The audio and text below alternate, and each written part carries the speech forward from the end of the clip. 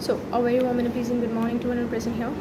We start with the class 10th NCERT. ठीक है, इसमें से जो important पॉइंट्स होंगे we are cover with this chapter wise चलेंगे. ठीक है, सो वेरी फर्स्ट चैप्टर पर लेते हैं resource and development. Resource and development की अपन बात करें तो इनिशियली यहाँ पे कुछ ऐसी चीज़ें आ जाती है कि कुछ ऐसे रिसोर्सेज बायोटिक रिसोर्स अपन को पता है, रिन्यूएबल नॉन रिन्यूएबल पता होते हैं, individual and on the basis of the ownership की, मतलब ओनर कौन करेगा. तो देखो, इंडिविजुअल जो प्राइवेट के हाथ में है, पब्लिक जो कॉमन के सबके लिए है. एक होता है हमारी कम्युनिटी ओन रिसोर्स यानी कि जो सबके लिए होते हैं. ठीक है ना. एक होता है नेशनल रिसोर्सेज जो क्या है जो नेशनल्स की प्रॉपर्टी है. जैसे कि अपन बात करें ओशंस की, तो इसमें एक इंपॉर्टेंट पॉइंट ये है कि हमारा ओशन एरिया है वो अप टू कितना है 12 नॉटिकल माइल्स तक है. ठीक है, 12 नॉटिकल माइल्स तक वो अपना ओशन एरिया होता है. इंटरनेशनल जहाँ पे भाई नो मैन किसी की ज़मीन नहीं होती, वो फ्री जोन होता है वर्ल्ड का. ठीक है ना. यहाँ पे अपन बात करें कि जैसे कि फ्री जोन के बाद क्या है, तो ओशनिक जो है हमारी 200 नॉटिकल माइल के बाद वाला जो एरिया है ना, अभी अपन ने क्या बोला था, हमारी टेरिटरी के अंदर क्या आएगा, 2 नॉटिकल माइल वाला एरिया जो हमारे टेरिटरी के अंदर आएगा. But after the 200 nautical miles के बाद वाला जो एरिया होगा वो कौन सा होगा, एक्सक्लूसिव इकोनॉमिक जोन होगा, जो हमारी इंटरनेशनल प्रॉपर्टी का पार्ट है, जो किसी का कोई कंट्री से ओन नहीं करती है. ठीक है ना. मतलब विदाउट जो कंसर्न अपन उसे यूज़ नहीं कर सकते हैं इंस्टीट्यूशन के हिसाब से. ठीक है ना. On the basis of the status and development की बात करें तो यहाँ पे पोटेंशियल, अब देखो पोटेंशियल रिसोर्सेज क्या है कि मतलब हमारे पास वो चीज़ तो है, फाउंड इन रीजन एग्जिस्ट करती है नेचर में, बट वो यूटिलाइज नहीं हो रही. जैसे कि हमारे राजस्थान और गुजरात के अंदर सोलर एनर्जीज़ है, बट वो इतना प्रोमिनेंटली अभी उसे अपन उसको टेक्नोलॉजी को यूज़ नहीं कर पा रहे उतना वाइडली. ठीक है. डेवलप रिसोर्सेज जो यूटिलाइज हो रहे हैं, क्वालिटी क्वांटिटी टेक्नोलॉजी सब चीज़ों के साथ वो है. स्टॉक क्या है, नॉट जो असेसेबल नहीं है, लैक ऑफ टेक्नोलॉजी. मतलब स्टॉक क्या है, अभी वो अपने स्टॉक पड़ा है, जब टेक्नोलॉजी आएगी जब अपन उसे यूज़ करेंगे तो वो चीज़ मान लो आप. ठीक है. रिजर्व्स वो होते हैं जो यूज़ आते हैं with the help of the present technology. जो अभी प्रेजेंट में हम जो भी सारी चीज़ें जो रिजर्व्स हैं उनको यूज़ कर रहे हैं with the help of the technology, वो क्या है, रिजर्व्स है. ठीक है. अभी यहाँ पे अपन बात करते हैं ये वाली चीज़. एक मोस्ट इम्पॉर्टेंट पॉइंट इसके ऊपर यूपीएससी ने 10 बार क्वेश्चन पूछ चुकी है, that is the Rio de Janeiro earth summit जो 1992 में हुआ था.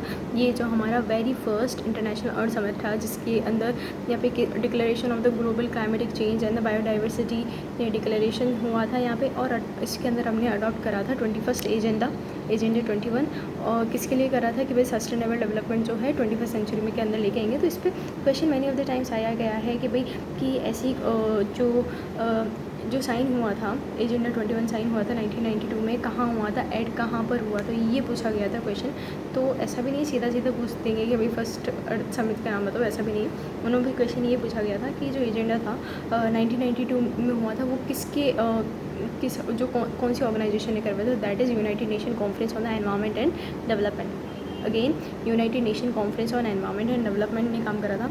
इस पर अब अपन आ जाते हैं, थोड़े से इंपॉर्टेंट पॉइंट देख लेते हैं कि जो हमारा लैंड है कितना कवर करता है, हमारे अर्थ का 29% कवर करता है. और about 90% human beings are inhabited only other world. 5% land पे हैं पूरे वर्ल्ड के. ठीक है ना. इतना इंपॉर्टेंट नहीं है इस पर्सपेक्टिव से. एक देखते हैं करंट फैलो क्या होता है. एक लेफ्ट वो ज़मीन कल्टीवेशन की जो काम नहीं आई है, मतलब 1 साल और 1 साल से कम तक उसे अपन ने कल्टीवेट नहीं करा है. 1 और लेस देन 1 एग्रीकल्चर ईयर में अपन ने उस पर लेफ्ट विदाउट कल्टीवेशन नहीं हुआ है उस पर. ठीक है ना. 1 साल और 1 साल से कम. और other than current fallow land क्या हो जाएगा, जो 1 साल से 5 साल के एग्रीकल्चर ईयर के अंदर उसे कल्टीवेट नहीं करा गया. ठीक है. नेट सोन ये ग्रॉस क्रॉप एरिया क्या होता है, जो एरिया सोन करा जाता है मोर देन वंस, है ना, एग्रीकल्चर एरिया, उसमें अपन नेट सोन एरिया प्लस करते हैं तो ये निकलता है. ठीक है. इसमें हमारा आ जाता है सॉइल्स, मोस्ट इम्पॉर्टेंट पार्ट जो हमारा है. देखो भाई, एरिड की बात करते हैं. सबसे पहले एरिड को ही डेजर्ट सॉइल बोलते हैं, या फिर सैलाइन सॉइल उसे सैंडी सॉइल उसे बोला जाता है. ठीक है. Sandy soil, arid soil, desert soil जो कहाँ मिलेगा, हमारे वेस्टर्न राजस्थान और गुजरात के पार्ट में मिलेगा. यहाँ पे मिनरल कौन सा मिलेगा, सॉल्ट मिलेगा. यहाँ पे क्या क्या उगा सकते हैं, बाजरा, ज्वार, ग्राउंड नट. ठीक है. ये इसकी प्रॉपर्टीज ऐसी होगी, ये सैलाइन होगा, है ना, सैंडी होगा नेचर में, पानी नहीं होगा इसमें. छोटी छोटी चीज़ें, कंकर यहाँ पे रिस्ट्रिक्ट होते हैं, मतलब कंकर नहीं होते हैं वो मिट्टी में. ठीक है ना. रिस्ट्रिक्ट होते हैं. डेजर्ट, ठीक है, डेजर्ट में मिट्टी कंकर थोड़ा देखने को मिलता है, तो वो नहीं होता. ठीक है. ये अब आते हैं अपन जम्मू एंड कश्मीर और सम पार्ट ऑफ हमारा ठीक है। तो माउंटेनी फॉरेस्ट, माउंटेन या फिर फॉरेस्ट सॉइल एक ही बात है, ठीक है। माउंटेन बोल लो या फिर फॉरेस्ट सॉइल बोलो, एक ही बात है। जो कहाँ देखने को मिलेगा हमारे को, lower parts of the valleys and the mountain slopes पे देखने को मिलेगा। ये हमारे अरुणाचल प्रदेश वाला साइड भी हो सकता है थोड़ा थोड़ा, और जम्मू एंड कश्मीर, उत्तराखंड, हिमाचल, ये वाला साइड, ठीक है। यहाँ पे क्या मिलेगी, क्या है यहाँ पे, कौन कौन से मिनरल मिलेंगे, दो, एक तो limestone and dolomite glass. Limestone and dolomite glass यहाँ पे देखने को मिलेगा। और अपन जब जम्मू कश्मीर जाते हैं तो वहाँ पे टी एंड कॉफ़ी के लिए वो ज़्यादा फेमस है। और उनकी अपन बात करें कि भाई जो माउंटेनी सॉइल कैसी होती है, माउंटेनी सॉइल एसिडिक होती है। कैसी होती है, acidic and low humus content करती है, ठीक है ना। अब अपन आते हैं हमारे एल्यूवियल सॉइल पे। Alluvial soil as we know कि भी हमारे सबसे ज़्यादा नदर्न प्लेन्स में देखने को मिलती है। उसमें बहुत सारी चीज़ें आ जाती हैं, मैं उसको डिस्क्राइब नहीं कर रही हूँ। यहाँ पर आते हैं अपन मिनरल, ये क्या क्या, इसमें कौन कौन से मिनरल होते हैं, potash, phosphoric acid and lime, potash, phosphoric acid and lime, potash, phosphoric acid and lime, ठीक है। यहाँ पे अपन क्या यूज़ देखते हैं, यूपी में सबसे ज़्यादा शुगर केन, वीट, हमारे जो ये ऊपर वाले पार्ट है, यहाँ पे हमारे को वीट, सीरियल, पल्सेस, ये सारी जो मेन हमारे सीरियल क्रॉप्स यहाँ पे देखने को हमारे को मिलते हैं। अब यहाँ पे क्या है, ये जो एल्यूवियल है इसमें जो मेन पार्ट दैट इज़ कि ये दो पार्ट्स में डिवाइड होती है, खादर एंड भांगर। तो bhangar that is old and khadar is new, ठीक है। एंड इसके अंदर क्या होती है, सैंड सिल्टल क्ले की प्रॉपर्टीज़ होती हैं। अपन आ जाते हैं ब्लैक को ही रेकर सॉइल बोला जाता है, जो कि हमारी डेक्कन, महाराष्ट्र, सौराष्ट्र, मालवा, इन सारी प्लेट्यूज़ वाले रीजन में देखा जाता है, डेक्कन ट्रैप में मान लो, ठीक है ना।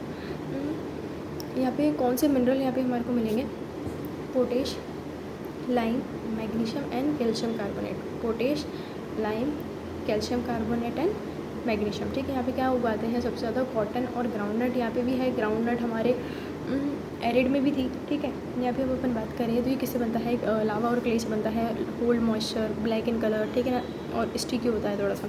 रेड एंड येलो की बात करें तो रेड और येलो हमारे को कहाँ देखने को मिलेगा, रेड एंड येलो साइड हमारे को ईस्टर्न और सदर्न, ईस्टर्न मतलब जो डेक्कन ट्रैप था हमारा, उसकी ईस्टर्न में, और सदर्न वाला नीचे पार्ट वो हो जाएगा छत्तीसगढ़, उड़ीसा, ठीक है। ये वाली सारी चीज़ें हो जाएंगी। रेड की बात करें तो इसमें क्या होती है, सबसे मेन इंपॉर्टेंट चीज़ आयरन, जिसकी वजह से इसका कलर क्या होता है, रेड, और उसमें पानी मिलने के बाद वो येलो हो जाता है। ये इसकी प्रॉपर्टीज अपन ने देख ली है, ठीक है ना। मेटामॉर्फिक रॉक या फिर क्रिस्टलाइन उसे बोल सकते हैं। इसमें पोटेशियम भी होता है, ठीक है। यहाँ पे क्या क्या उगा सकते हैं हम, कॉटन, ग्राउंडनट सेम है, ठीक है। बाकी मेज़ एंड सोहरगम, ठीक है। लेटरेट सॉइल की बात करिए तो ये हमारे को कहाँ देखने को मिलेगा, Karnataka, Kerala, Tamil Nadu, Madhya Pradesh and Hindi areas of the Orissa and Assam, ठीक है। यहाँ पे क्या होगा, लेटरेट सॉइल में क्या होती है, iron, bauxite and aluminium oxide. उसमें क्या थी, उसमें था हमारा आयरन एंड पोटेशियम, किस में, रेड में, ठीक है। तो अपन को याद रखना है, रेड में सिर्फ आयरन एंड पोटेशियम है, लेटराइट में आयरन, बॉक्साइड, एल्यूमिनियम ऑक्साइड। यहाँ पे क्या मिलेंगे हमारे को, टी, कॉफ़ी, कैश्यू नट्स, है ना, ये सारी चीज़ें मिलती हैं यहाँ पे। और हाई टेम्परेचर होता है और हाई रेनफॉल होती है यहाँ पे। बहुत इंपॉर्टेंट बात ये थी, ठीक है। एक चीज़ जो हमारा टोटल माउंटेन कितना परसेंट कवर करता है, दैट इज़ 30%। लैंड कितना करता है, दैट इज़ हमारा जो प्लेन्स वाला एरिया है, प्लेन्स 43%, फॉरेस्ट 33%, और जो हमारे प्लेट्यूज़ है वो 27%। तो अपन ने चार चीज़ें देखी। सबसे पहले माउंटेन्स 30%, फिर हमारा 43% प्लेन्स पे क्वेश्चन आया हुआ है, 33% फॉरेस्ट अभी अपन देखेंगे और भी वापस देखना पड़ेगा इसको, ठीक है ना। और प्लेड्यूज 27%, ठीक है। आ जाते हैं हम फॉरेस्ट और वाइल्ड लाइफ सेकेंड चैप्टर पे। देखो इसमें क्या है, चिलिका जो है हमारे रामसर कन्वेक्शन में इंक्लूड है। सुंदरबन के बारे में अपन बात करें तो सुंदरबन क्या है, वर्ल्ड का सबसे लार्जेस्ट डेल्टा भी है और ये हमारा लार्जेस्ट मैंग्रोव फॉरेस्ट भी है, तो बी रिमेंबर अबाउट दिस, ठीक है। अब अपन आते हैं यहाँ पे टाइप्स ऑफ फॉरेस्ट। जो हमारा इंडियन फॉरेस्ट है 3 पार्ट्स में डिवाइडेड है, reserve, classified and reserve, protected and unclassed, ठीक है। तो रिजर्व क्या होते हैं, जो मोर देन हाफ है तो वो रिजर्व हो जाएंगे, और जो 1/3 है वो हमारे प्रोटेक्टेड हो जाएंगे। अनक्लास जो कि 5% है, ठीक है। यहाँ पे परमानेंट में आ जाएगा। एमपी के पास सबसे ज़्यादा 75% टोटल फॉरेस्ट एरिया है। रिजर्व में आ जाएंगे जैसे कि रिजर्व कौन से, जम्मू कश्मीर, आंध्र प्रदेश, उत्तराखंड, केरला, ये सब वाले इलाके। प्रोटेक्टेड के अंदर आ जाएंगे हरियाणा, बिहार, पंजाब, ये वाले इलाके। और जो अनक्लास मतलब अभी तक जिनको कुछ ऐसा मतलब रिस्ट्रिक्ट भी नहीं करा गया है, नहीं प्रोटेक्ट करा गया है, वो है एक तो गुजरात वाला एरिया और नॉर्थ ईस्टर्न वाले इलाके हैं, ठीक है ना। आ जाओ यहाँ पे अब मोस्ट इंपॉर्टेंट चीज़ जो अपन को इसके पर्सपेक्टिव से देखनी है, फॉरेस्ट कंजर्वेशन के लिए फॉरेस्ट पॉलिसी जो अडॉप्ट करी गई थी दैट इज़ इन 1952 का। फॉरेस्ट पॉलिसी अडॉप्ट करी गई थी 1952 1952 के अंदर करी गई थी, फॉरेस्ट पॉलिसी अडॉप्ट करी गई थी 1952 के अंदर। फिर उसको कब मॉडिफाई करा गया? 1988 के अंदर उसे मॉडिफाई करा गया। 1952 में ली, मॉडिफाई करा गया 88 में, ठीक है। अब अपन बात करें यहाँ पे जो फॉरेस्ट पॉलिसी है उसके अकॉर्डिंग जो 33% जो जोग्राफिकल फॉरेस्ट एरिया होना चाहिए, ठीक है। वाइल्ड लाइफ की बात करें तो 4 से 5% जो है वो सारे प्लांट्स हैं, स्पीशीज़ के अंदर वाइल्ड लाइफ इंक्लूड है, ठीक है। अब आते हैं 1972 में wild life protection act, forest policy adopt करी गई 52 में, जिसको क्या करा गया? मॉडिफाई करा गया 88 में। लेकिन जो हमारी वाइल्ड लाइफ कंजर्वेशन एक्ट है, प्रोटेक्शन है, वाइल्ड लाइफ प्रोटेक्शन है 1972।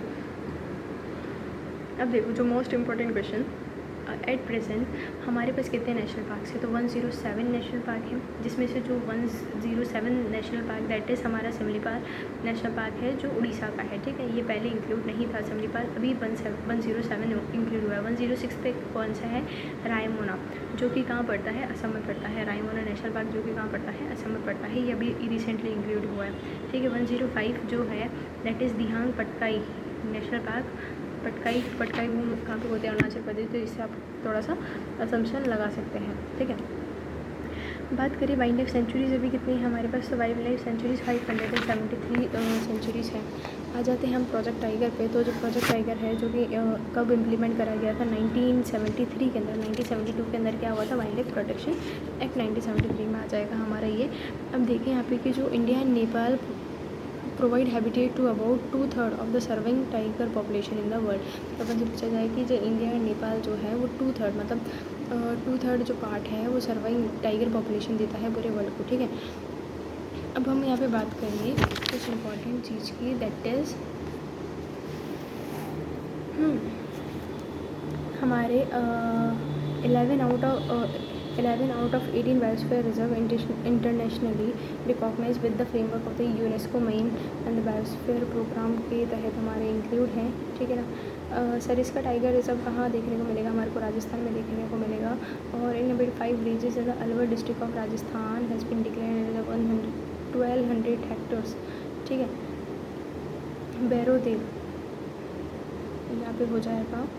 Villages and the constitutionally Sundarlal Bahuguna, villages से रिलेटेड जो है, कंजर्वेशन से रिलेटेड कुछ अपन बात कर रहे हैं यहाँ पे। तो सरिस्का टाइगर रिजर्व चलाया गया राजस्थान के अंदर वाइल्ड लाइफ प्रोटेक्शन एक्ट के तहत। फिर 2 inhabited of the 5 villages in the Alwar districts of Rajasthan have declared 1200 hectare की ज़मीन and the villages are conservationist and the Sundarlal Bahuguna, जो उन्होंने सुंदरलाल बहुगुना ने चिपको मूवमेंट स्टार्ट करा था 1974। तो चिपको मूवमेंट ऐसा नहीं है कि कोई हमारे इंडिपेंडेंस मूवमेंट से related, no, it is related to the forest conservation, ठीक है। फॉरेस्ट कंजर्वेशन से रिलेटेड है। 1974 में स्टार्ट हुआ था चिपको मूवमेंट, ठीक है। Farmers and citizens group like the Beej Bachao Andolan in Tehri and the Navdanya show the adequate level of the मतलब वो भी किसके लिए था? तो बीच Bachao Andolan in tehri, Chipko movement and हमारा ये सरिस्का टाइगर रिजर्व, सारे कंजर्वेशन के लिए थे, ठीक है।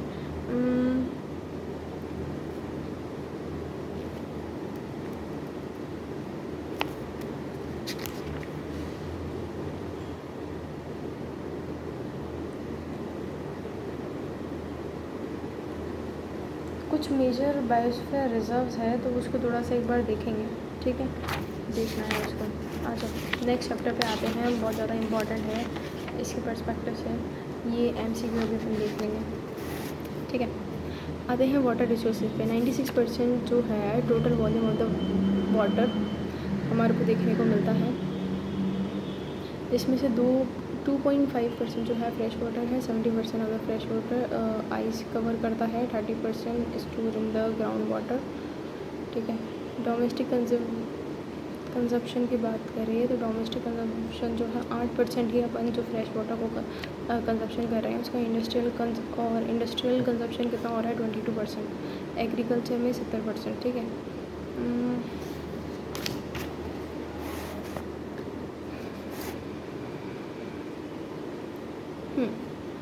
Hydraulic structure in the ancient India, एक हाइड्रोलिक स्ट्रक्चर चला करता था एंशियंट इंडिया के। It was the 1st century BC के अंदर। Srirangapura near the Allahabad has the sophisticated water harvesting system challenging the flood water in the river Ganga during the time of the Chandragupta Maurya dams lakes irrigation system यहाँ पे करे गए evidence of the sophisticated irrigation found in Kalinga, ठीक है। नागार्जुनकोंडा यानी कि आंध्र प्रदेश, बेनूर यानी कि कर्नाटका, कोल्हापुर यानी कि महाराष्ट्र, ठीक है।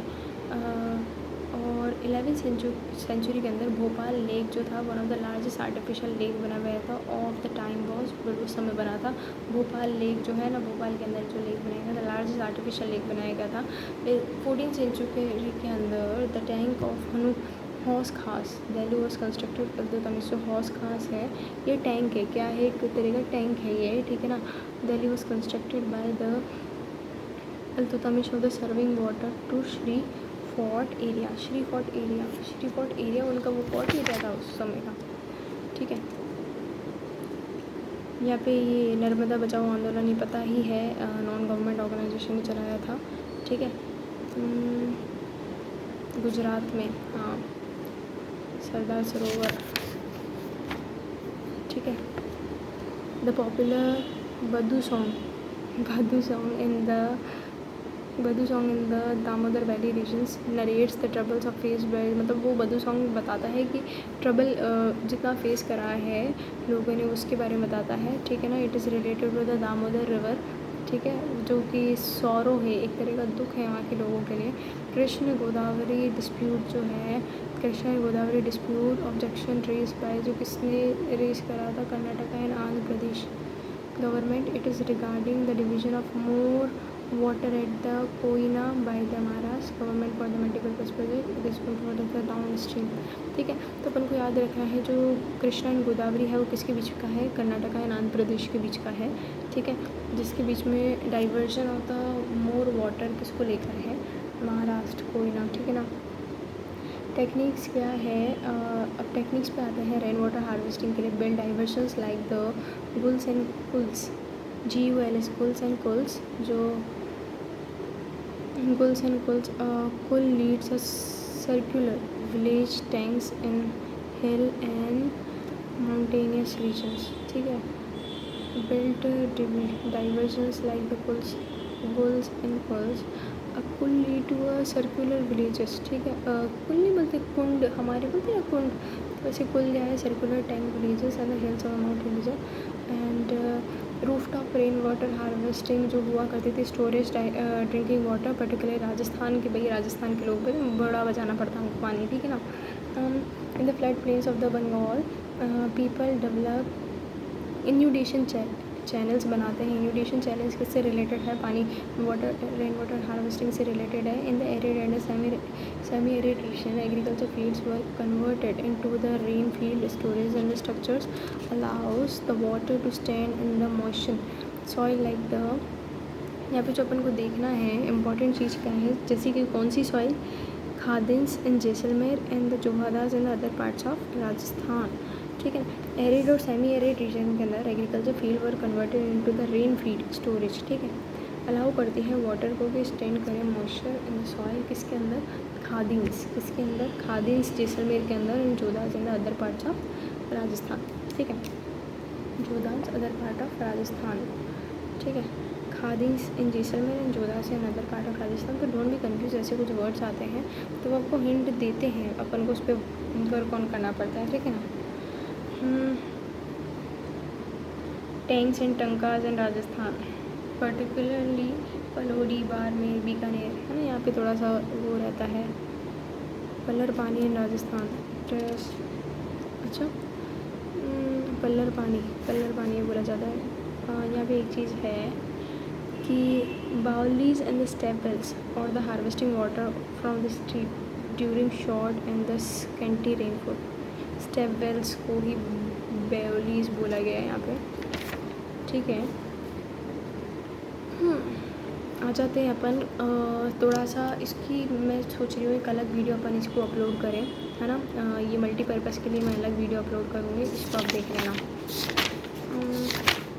आ जाते हैं नेक्स्ट चैप्टर है हमारा एग्रीकल्चर। ये प्राइमरी एक्टिविटी हमारे को पता है 70% जो पॉपुलेशन है वो इस पर डिपेंड होती है, ऑब्वियस बात है इस पर ही डिपेंड होगी, हमारे को खाना नहीं खाना क्या, ठीक है। 35% जो इनकम नेशनल इनकम है वो एग्रीकल्चर सेक्टर से आती है।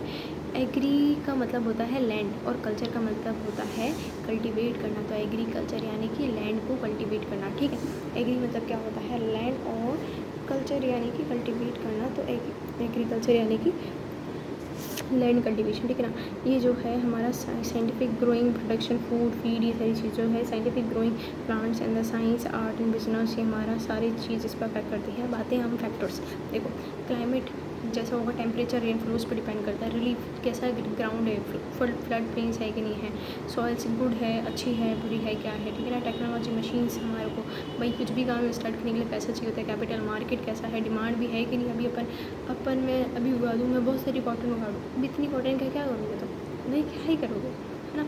तो वो वाली चीज़ हो जाती है। तो मार्केट है कि नहीं है, गवर्नमेंट उसको रेगुलेट कर रही है कि नहीं देगी, जैसे अफीम वगैरह अलाउड है कि नहीं ना, तो वो एक उनका रिस्ट्रिक्शंस होते हैं उस पर, ठीक है। तो अपन बात करते हैं first primitive substantive farming, second intensive substantive farming और थर्ड होती है कमर्शियल फार्मिंग, ठीक है। तो अब आते हैं प्रिमिटिव सब्सटेंसिव फार्मिंग क्या होती है। प्रिमिटिव सब्सटेंसिव फार्मिंग जो छोटी छोटी लैंड पे करी जाती है, जो छोटे टूल्स जैसे कि हॉ डो डिगिंग स्टिक्स, मतलब छोटी छोटी चीज़ों से जिसके अंदर फैमिली इंक्लूड होती है। प्रिमिटिव यानी कि जो पहले करी जाती थी, ठीक है। अब भी आजकल मोस्ट ऑफ द लोग जो घर के लेवल पे करते हैं वो करते हैं इसको, ठीक है। प्रिमिटिव यानी कि स्मॉल पैचेस पे करने वाली, जिसके अंदर प्रिमिटिव चीज़ें यूज़ होती है, फैमिली कंट्रीब्यूट करती है, और जो किस पे डिपेंड होते हैं, मानसून पे डिपेंड होते हैं, और नेचुरल सॉइल फर्टिलिटी, नेचुरल की जो सॉइल की जो फर्टिलिटी है उस पर डिपेंड होते हैं, ठीक है। स्लेशन वन एग्रीकल्चर क्या होता है। Slashing one it is farm clear patches of land, clear patches of land मतलब बिल्कुल क्लियर हो जाती है लैंड प्रोडक्टिविटी, जिसके अंदर लो होती है। नो यूज़ ऑफ, इसके अंदर फर्टिलाइजर्स का कोई यूज़ नहीं होता है। नो मॉडर्न यूज़ इक्विपमेंट, पर सबसे सिर्फ ये होता है कि जो भी लैंड है उसको जला दिया गया है और उसको थोड़े समय बाद यूज़ करेंगे। तो स्लेशन वन क्या हो जाता है, बिल्कुल क्लियर कर देना पैच, इसमें प्रोडक्टिविटी जो कम होती है, फर्टिलाइजर यूज़ नहीं होते, मॉडर्न टेक्निक यूज़ होती है, ठीक है। फिर आ जाते हैं हम सब्सटेंसिव फार्मिंग, ठीक है। सब्सटेंसिव फार्मिंग क्या होती है बच्चा लोग, सब्सटेंसिव फार्मिंग वो होती है it is a practice to meet the needs of the farmer's family, मतलब ये प्रैक्टिस करा जाता है भाई फार्मर की फैमिली को क्या है नीड है, तो वो क्या करेंगे सब्सटेंसिव। ये क्या है ट्रेडिशनल टेक्निक्स के लिए यूज़ होता है, यूज़ ऑफ इसके अंदर ट्रेडिशनल टेक्निक्स यूज़ करते हैं, ओनली फैमिली मेम्बर्स इसके अंदर इन्वॉल्व होते हैं, और आउटपुट प्रोसेस भी थोड़ा सा कम ही होता है, इतना नहीं होता है, ठीक है। तो देखो क्या था इसके अंदर, हम बात करें प्रिमिटिव की बात करें तो प्रिमिटिव क्या था, छोटे लैंड पे करा जा रहा था, छोटे छोटे सामान यूज़ हो रहे थे उसमें। यहाँ पे फैमिली और मतलब कम्युनिटी लेबर ओनली, मतलब थोड़े बहुत लोग मिलके काम कर रहे थे घर वाले, और जो किस पे डिपेंड थे मानसून और सॉइल की फर्टिलिटी पे। स्लैशन वन हमने देखा कि वहाँ पे क्या होता है वो क्लियर कर दी जाती है, पैच जो भी है उस पैच ऑफ लैंड उसको क्लियर कर जाता है, और लैंड की प्रोडक्टिविटी कम हो जाती है, फर्टिलाइजर्स यूज़ नहीं होते हैं, मॉडर्न इक्विपमेंट्स, ठीक है। सब्सटेंसिव फार्मिंग में क्या हो जाएगा, it is practice to meet the needs of the farmer's family, मतलब जो फार्मर की फैमिली को जिस चीज़ की नीड है वहाँ पे आ जाएगा, ठीक है। यहाँ पे ट्रेडिशनल टेक्निक्स जो होती हैं यहाँ पे यूज़ करी जाती हैं, ओनली फैमिली मेम्बर्स इसके अंदर इंक्लूड होते हैं, एंड आउटपुट प्रोड्यूस जो होता है वो बहुत कम होता है, क्योंकि घर के लोग मिलके काम कर रहे हैं, ठीक है। आते हैं नेक्स्ट, देखो ये हमारे उसका पार्ट था। नेक्स्ट अब क्या आ जाएगा हमारा इंटेंसिव फार्मिंग। इंटेंसिव फार्मिंग क्या है, इंटेंसिव सब्सटेंसिव फार्मिंग क्या है, this type of farming practice high proportional of land. Intensive यानी कि क्या है, ये बड़ा इंटेंस है, तो इंटेंस मतलब बड़ी चीज़, इंटेंसिव बड़ी चीज़, ठीक है। इंटेंसिव यहाँ पे this type of farming practice high population land पे करी जाती है। यहाँ पे कोई हाई पॉपुलेशन लैंड पे करे तो लोग भी ज़्यादा चाहिए, लेबर चाहिए, बायोकेमिकल चाहिए, हाई प्रोडक्शन होगा, and high production from few और लिमिटेड लैंड तक हो, ठीक है। कमर्शियल फार्मिंग की बात करें, in this crops are grown on large scale, large holdings पे होगा, एडुकेट उनको इरिगेशन चाहिए होगा, वहाँ पे यूज़ होंगे हाई मॉडर्न इक्विपमेंट्स, और मतलब यहाँ पे HYB सीड्स का यूज़ होगा, हाई यील्डिंग वैरायटी सीड्स का, chemical fertilizers, insecticides, pesticides, modern tools and machines, ये बात समझ में आ गई। तब यहाँ पे कोई दिक्कत होनी चाहिए। प्रिमिटिव क्या था, देखो प्रिमिटिव था, फर्स्ट अपन एक बार रिवाइज कर लेते हैं फटाफट। प्रिमिटिव क्या था? टाइप्स ऑफ फार्मिंग की बात कर रहे हैं। Primitive, intensive and commercial. तो प्रिमिटिव जो हो जाएगा, प्रिमिटिव यानी कि जो छोटी चीज़ों पे करा, छोटे प्रिमिटिव टूल से करा, हॉन्ड और डिगिंग स्टिक्स से। फैमिली और कम्युनिटी लेबर थे उसके अंदर काम करने वाले, और किस पे डिपेंड थे? मॉनसून एंड सॉइल के फर्टिलिटी में। बात खत्म, हटाओ। स्लैश एंड बर्न एक उसका पार्ट आ जाता है, अपन बोल सकते हैं, उसमें क्लियर कर देते हैं पहले चीज़ को। उसकी प्रोडक्टिविटी लेस होती है, फर्टिलाइजर्स यूज़ नहीं होती हैं, और मॉडर्न इक्विपमेंट्स भी यूज़ नहीं होते हैं। ठीक है, स्लैश एंड बर्न क्या ही काम आएगा, जला दिया, अब क्या करना है?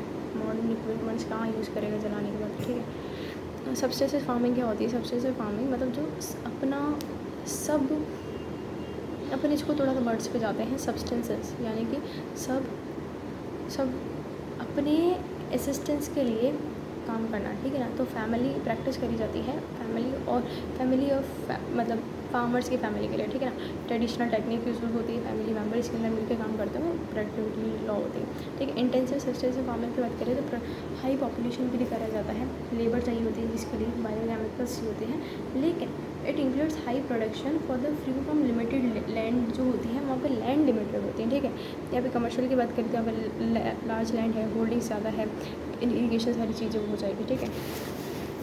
अब एक बार देख लेते हैं अपन एक बार प्लांटेशन एग्रीकल्चर क्या होता है। प्लांटेशन एग्रीकल्चर क्या होता है? Interference of the agriculture and industry, जो किसको देखकर करी जाती है कि एग्रीकल्चर कैसा है और इंडस्ट्री कैसी है, उसके हिसाब से। It is a single crop, it is grown for the large area, मतलब एक ही लंबी क्रॉप पे, जैसे मैंने यहाँ पे उगाई है तो मैं सिर्फ यहाँ पे टी उगा रही हूँ, एक तरफ कॉफ़ी, तो बहुत सारी प्लांटेशन, ठीक है ना। ये कैपिटल, बहुत ज़्यादा कैपिटल मांगती है भाई, कोई एक चीज़ उगा रही हो तो कैपिटल चाहिए होगी, ठीक है। Produce mainly for the market, ये किसके लिए प्रोड्यूस होती है? मार्केट्स के लिए प्रोड्यूस होती है। एग्जाम्पल जैसे टी, कॉफ़ी, रबर, बनाना, ठीक है। Requirements good network of transport, communication and market होना अच्छा चाहिए, ठीक है ना। प्लांटेशन, अब देखो मोस्ट इंपॉर्टेंट जो हमारी यूपीएससी में पूछा जाता है, दैट इज जूमिंग। जूमिंग यानी क्या है? स्लैश एंड बर्न पढ़ा था, वही है। स्लैश एंड बर्न एग्रीकल्चर को ही जूमिंग बोला जाता है। इट इज़ नोन एज, जो जूमिंग है स्लैश एंड बर्न एग्रीकल्चर, उसको मिल्पा बोला जाता है मैक्सिको और सेंट्रल अमेरिका में।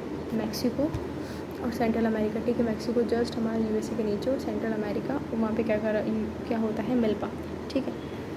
कोनू को बोला जाता है वेनेजुएला। कोनू को कहाँ पे बोला जाता है? वेनेजुएला इधर पड़ता है, ठीक है। कोनू को कहाँ बोला जाता है? वेनेजुएला में।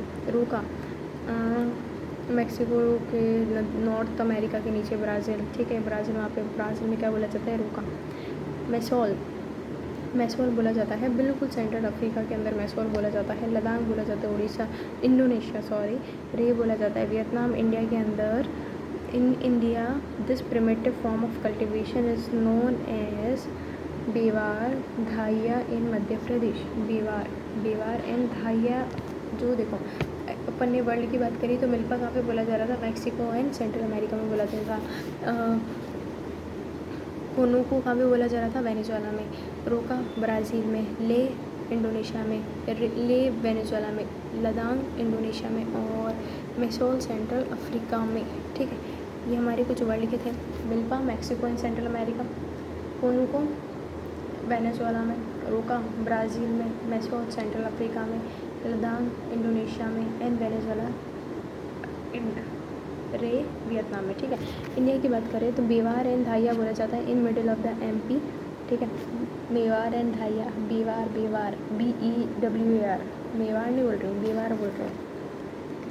Podu and penda in Andhra Pradesh, podu and penda Andhra Pradesh, ठीक है। पी से PR से रख सकते हो, podu and penda Andhra Pradesh. Pamba dabi and koman and bringa in Orissa. Pama dabi, koman, ब्रिंगा कहाँ पे बोला जाता है? उड़ीसा में। कुमारी बोला जाता है वेस्टर्न घाट्स में। वलरे और वोल्तरे बोला जाता है साउथ ईस्टर्न राजस्थान में। क्या बात है यार, मैंने तो कभी नहीं सुना। वलरे एंड वेल्तरे साउथ ईस्टर्न राजस्थान में बोला जाता है। खील बोली जाती है हिमाचल बेल्ट, हिमालयन बेल्ट के अंदर। कुरुआ सुना है झारखंड के अंदर। And zooming in the north eastern region में। देखो तो जूमिंग का बोला जाता है नॉर्थ ईस्टर्न रीजन में बोला जाता है। बेवार एंड दहिया MP में बोला जाता है। पुड्डू एंड पेंडा आंध्रा में बोला जाता है, ठीक है। उड़ीसा में क्या बोला जाता है? पामादाबी, कोमान एंड ब्रिंगा। पामादाबी, कोमान एंड ब्रिंगा। कुमारी बोली जाती है, कुमारी वेस्टर्न घाट्स में बोली जाती है। वल्रे एंड WALTRE वेल्त्रे, वोल्त्रे, एक वेलरे, ठीक है, वेल्त्रे एंड वोल्रे, VALRE वेलरे, ये हो जाएगा साउथ ईस्टर्न राजस्थान में। Khil KHIL khil in Himalayan belt में, एंड कुरुवा इन झारखंड, ठीक है। यहाँ तक की बात खत्म। स्लेशन 1 मिल्पा देखा Mexico and Central America, conuco Venezuela, roca Brazil में बोला गया, मैसोल सेंट्रल अफ्रीका में बोला गया, लदान इंडोनेशिया में बोला गया, रे वियतनाम में बोला गया। इंडिया के अंदर बेवार एंड धाइया MP में बोला गया, पोडू एंड पेंडा आंध्र प्रदेश में बोला गया, पम्बा धाबी कोमान एंड ब्रिंगा उड़ीसा में बोला गया, कुमारी वेस्टर्न घाट्स में बोला गया, वोल्रे एंड वेल्त्रे सद्दा साउथ ईस्टर्न राजस्थान में बोला गया, एंड खील हिमालयन बेल्ट में बोला गया, एंड कुरुवा झारखंड में बोला गया। बात खत्म। चलो आ जाओ crop pattern of the season. Crop pattern देख लेते हैं। वहाँ पे 3 तरह के सीजन होते हैं, रबी, खरीफ एंड ज़ैद, ठीक है। रबी देखो अब इनका थोड़ा सा अपन को जो देखना है, सोन कब होते हैं, हार्वेस्ट कब होते हैं, ठीक है। तो रबी सोन होती है अक्टूबर से दिसंबर, फिर इसके बाद आता है अक्टूबर से दिसंबर हो गई, और इसको अपन हार्वेस्ट कब कर लेंगे, अप्रैल से जून, अप्रैल से जून। या भी जो रबी क्रॉप्स जैसे कि वीट, बार्ली, पीस, मस्टर्ड, ये सारी चीज़ें आती है जो हमारे कहाँ देखने को मिलती है, ऊपर वाले इलाके में देखने को मिलती है। पंजाब, हरियाणा, हिमाचल, जम्मू एंड कश्मीर, उत्तराखंड, MP, सिर्फ ऊपर वाले इलाके में हमारे को रबी देखने को मिलती है, जो कि अक्टूबर से दिसंबर में सोन करी जाती है और फिर अप्रैल से जून में निकाल ली जाती है, ठीक है। फिर आ जाते हैं हम खरीफ। खरीफ क्रॉप कहाँ देखने को मिलेगी, Assam, West Bengal, coastal region of Orissa, Andhra Pradesh, Tamil Nadu, Kerala. मतलब देखो बिल्कुल ऊपर वाले में रबी। अब ये क्या आ जाएगा हमारा असम, वेस्ट बंगाल, ठीक है, कोस्टल रीजन उड़ीसा का, आंध्रा, ये पूरा ये हो जा रहा है। ये इधर वाला इलाका में क्या है, खरीफ है, ठीक है, महाराष्ट्र, ठीक है। यहाँ पे क्या देखने को मिलेगा हमारे को, पैडी, चावल देखने को मिलेंगे, मेज, ज्वार, बाजरा, कॉटन, जूट देखने को मिलेगा, तुअर, है ना, सोयाबीन यहाँ पे देखने को मिलेगी। Grown with the onset of monsoon, जैसे ही मानसून चले जाते हैं ये सोन कर देते हैं और हार्वेस्ट करते हैं सितंबर से अक्टूबर के बीच में इसको हार्वेस्ट करते हैं, ठीक है। जायद क्या होता है, in between the rabi and kharif के बीच में जो होता है, दैट इज़ जायद। जायद सीजन शॉर्ट सीजन होता है ड्यूरिंग समर मंथ में, जब समर के मंथ होते हैं वहाँ पे शॉर्ट सीजन में बोला जाता है। तो शॉर्ट सीजन अपन से पूछा जाए कि ऐसा कौन सा क्रॉप्स है जो short season during summer month में करा जाता है, तो वो जायद है। Important crop watermelon, muskmelon, cucumber, vegetables and food croppers, ठीक है।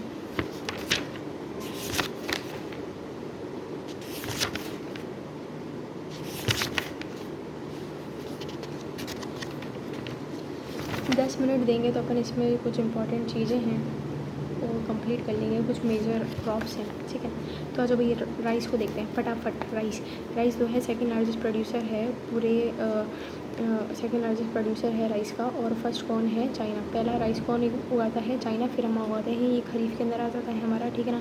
इसको 25 डिग्री मोर देन 25 डिग्री से ज़्यादा टेम्परेचर चाहिए होते हैं, रेनफॉल भी ज़्यादा चाहिए होती है, 100 सेंटीमीटर से ज़्यादा, फर्टाइल रहती है सॉइल, एल्यूवियल मान लो, ठीक है ना। और ये इतना मत देखो, बस आपको इतना याद रखना है। राइस जो है हमारा इंडिया सेकंड एक्सपोर्टर है, फर्स्ट चाइना है। ये खरीफ क्रॉप है, खरीफ में आती है राइस, और जो होती है इसको 25 डिग्री सेल्सियस इसको टेम्परेचर चाहिए होता है, रेनफॉल 100 डिग्री सेल्सियस हो जाएगा, ठीक है। वीट की बात करें तो हमारा टाइप ऑफ क्रॉप कौन सा है, वीट जो होता है रबी में आता है। और रबी कहाँ पे मिलता है, ऊपर वाले इलाके, जम्मू, हिमाचल, उत्तराखंड, पंजाब, हरियाणा, यूपी वाले इलाकों में रबी मिलता है, ठीक है ना। पीरियड कौन सा है, विंटर्स, अक्टूबर से नवंबर में इनको सोन करा जाता है। इनका टेम्परेचर मॉडरेट रहता है 15 से 20, और राइस को ज़्यादा चाहिए होता है, 25 से होता है, ठीक है। यहाँ पे जो रेनफॉल है वहाँ पे राइस को 100 डिग्री चाहिए थी, यहाँ पे 50 में भी काम हो जाएगा, 50, ठीक है। आते हैं ज्वार। ज्वार जो है हमारे महाराष्ट्र, कर्नाटका, आंध्रा एंड MP। देखो ज्वार ऐसे देखने से लगता है ज्वार हमारे राजस्थान में होता है, बट ज्वार महाराष्ट्र, कर्नाटका और आंध्र प्रदेश एंड MP में ज़्यादा देखने को मिलता है ज्वार जो होता है, ठीक है ना। रेन फीड क्रॉप है, grown in the moist area में उगते हैं। ज्वार जो होते हैं ना वो मॉइस्ट एरिया में उगते हैं। बाजरा जो होता है वो राजस्थान इलाके में देखने को मिल सकता है, ठीक है। तो there is a difference between jowar and bajra, ठीक है। तो वो महाराष्ट्र, कर्नाटका, ये बात समझ में आ गई। उसको ज्वार जो होता है उसको कम इरीगेशन से होता है। अब देखो बाजरा एक ग्रो होता है हमारे राजस्थान, यूपी, महाराष्ट्र, गुजरात एंड हरियाणा। ये जो सैंडी सॉइल में हो जाता है, शैलो ब्लैक सॉइल में हो जाता है जून से जुलाई, ठीक है। Jowar is different, bajra is different, ठीक है। ज्वार को क्या चाहिए था, ज्वार जो था हमारा महाराष्ट्र कर्नाटक आंध्र वाले इलाके में उग रहा था, इसको लेस रिक्वायर मतलब मॉइस्ट ग्रो नहीं, मॉइस्ट एरिया, लेकिन इरिगेशन कम चाहिए, ठीक है। रगी देखते हैं, रगी जो है हमारी ब्लैक सॉइल के अंदर अच्छे से उगेगी, ब्लैक रेड है ना। जो रगी होते हैं रिच होते हैं, आयरन कैल्शियम इनमें होती हैं, ठीक है। मेज़ की बात करें तो मेज़ जो है हमारी एक fodder crop use for both food and fodder. मेज़ जो होता है अपन से पूछा जाता है ऐसा कौन सा क्रॉप है जो फूड एंड फॉडर के लिए यूज़ होता था, मेज़, ठीक है। और ये रबी और खरीफ दोनों के अंदर ग्रो हो जाता है मेज़, ठीक है। इसको टेम्परेचर 21 से 27 चाहिए, ठीक है। और हाँ 21 से 27। एंड सॉइल कौन सी होनी चाहिए, ओल्ड एल्यूवियल, ठीक है। ओल्ड एल्यूवियल के अंदर उगता है ये। पल्सेस की बात करें तो नीड कम, इनको पानी ज़्यादा होगा तो भाई ख़राब हो जाएगी दालें, तो लेस मॉइस्चर चाहिए होता है। जैसे कि अरहर, उड़द, मूंग, मसूर, पीस, ग्राम, ये मेजर पल्सेस हो गए यहाँ पे।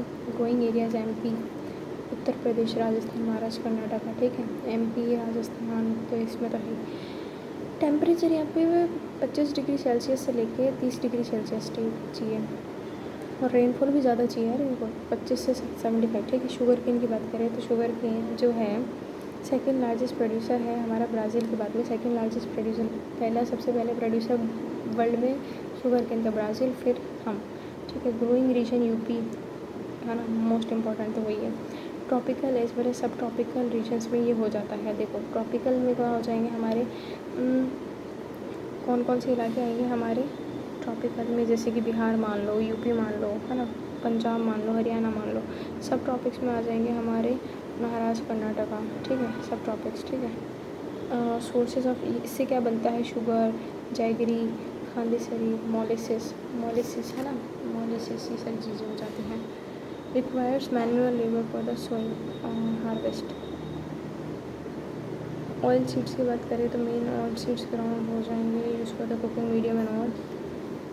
जो ऑयल सीड्स होती हैं ये रबी क्रॉप का पार्ट होती है, लिंसीड एंड मस्टर्ड। सीसम खरीफ है, ठीक है। लिंसीड एंड मस्टर्ड जो है ना, 1 मिनट पहले अपन बात करते हैं ऑयल सीड्स कौन कौन से होते हैं, groundnut, mustard and coconut, sesame and soybean के ऑयल होते हैं, ठीक है।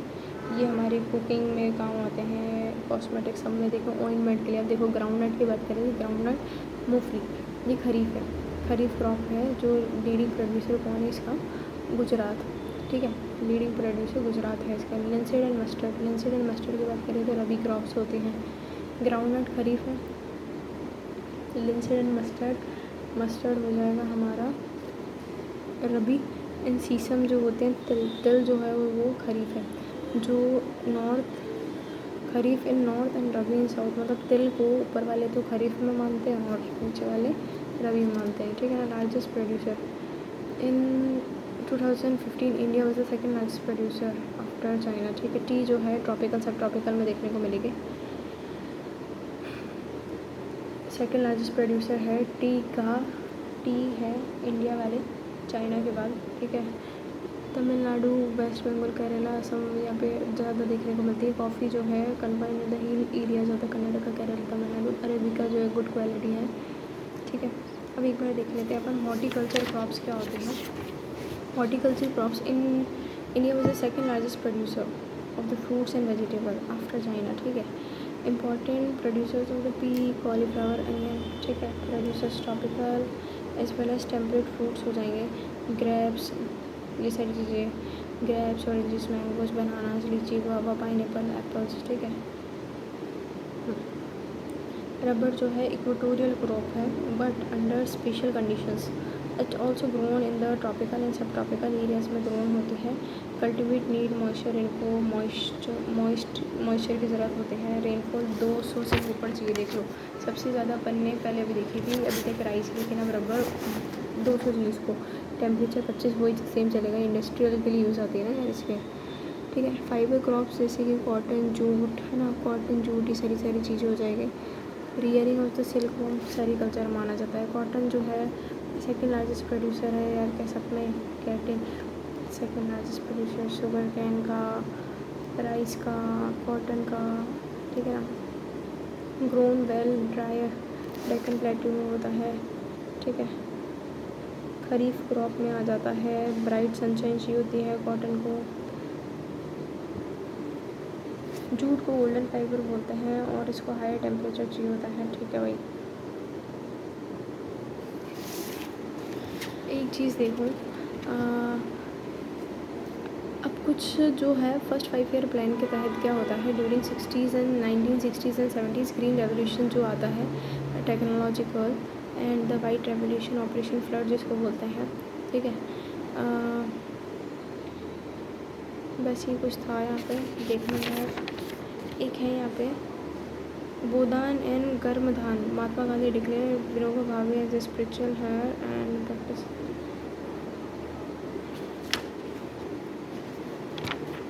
That's it, okay.